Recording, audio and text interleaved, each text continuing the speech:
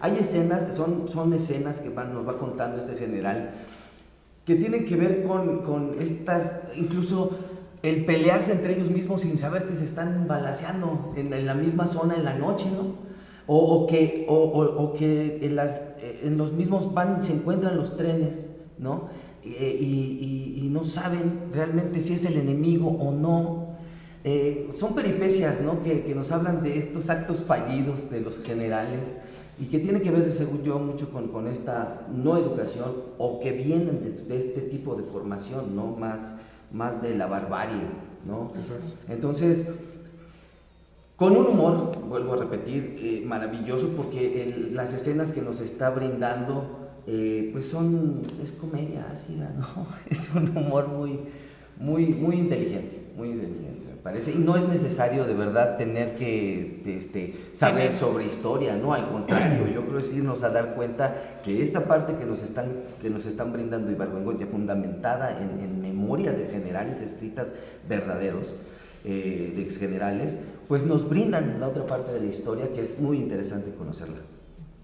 La sátira política de Ibargüengoitia destaca particularmente, no sé si estés de acuerdo, el autoritarismo del sistema político mexicano por un lado, y por el otro destaca, a mi juicio también, los mecanismos de control que se dan sobre las organizaciones, sobre la expresión popular en general.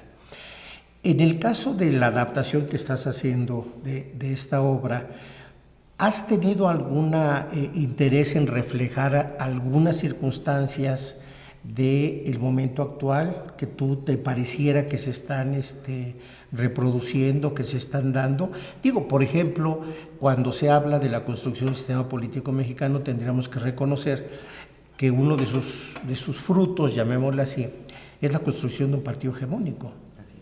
Y ahorita, por ejemplo, podemos observar que sin tener un partido acabado, pero sí tenemos un movimiento político hegemónico, y por el otro lado, ese movimiento... Sin necesidad de revolución. Y sin necesidad de revolución, de un movimiento armado de 1 millón de muertos, o sea, producto de una rebelión civilizada y electoral, ¿no?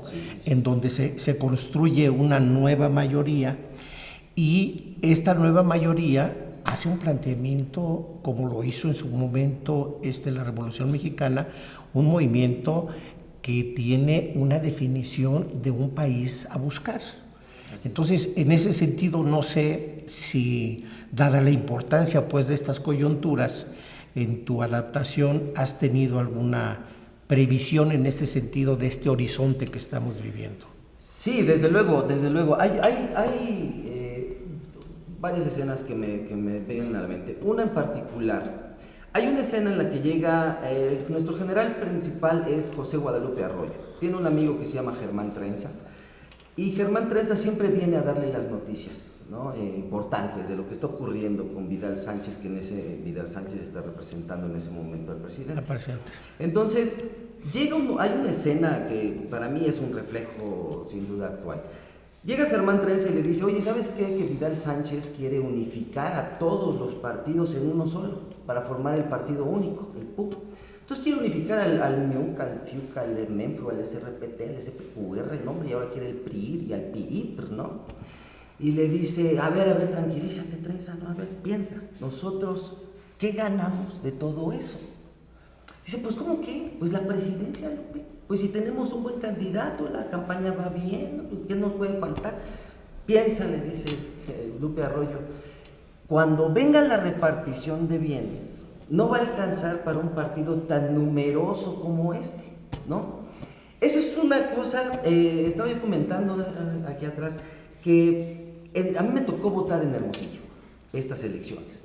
Y de verdad hice fila de las 8 de la mañana a las 5 de la tarde con el calor extremo de Hermosillo, y para mí lo impactante fue la cantidad de gente que fue a votar en casilla especial. Yo soy de aquí del Distrito Federal, de la Ciudad de México, y fue increíble, fue impresionante. Y entonces cuando viene el resultado, pues Sonora se vuelve morena, ¿no? Se vuelve totalmente el voto de castigo, ¿no? Por los dos partidos que habían tenido antes, que cómo les fue. Entonces, lo increíble es darme cuenta de este cambio que se da en Sonora y que a la fecha dices, ¿cómo tuvieron que agarrar de otros partidos para poner a dirigentes de Morena, ¿no? Que no estaban unos días antes, semanas antes, no había, ¿no? Eran de un partido y de pronto, ¡pum!, ya estás. Ahora, ¿cómo le haces para, lo que dice el general, ¿no? ¿Cómo le hacemos para un partido tan numeroso? Otra de las cuestiones curiosas para mí es en la revolución el uso de los trenes, tener el control de los trenes, era tener el control del país, ¿no? Prácticamente, porque tienes al ejército, tienes las vías de comunicación. Y me llama la atención pues esta propuesta de los trenes ahora otra vez. A lo mejor no tiene mucho que ver, pero eso supongo que es una cuestión de generar estas vías otra vez de comunicación con trenes más rápidos, ocupando las mismas líneas férreas que tenemos, que se tienen desde aquellos tiempos, ¿no? En la cuestión política, ¿no? O sea, los tejes y manejes de cómo se daban en esta transición también, ¿no? A este gobierno que se empieza a formar hegemónico en la revolución y que aparentemente ahora está ocurriendo. Creo que hay muchas similitudes en la obra, que fue desde que la empecé a montar, que empezaron a ocurrir estas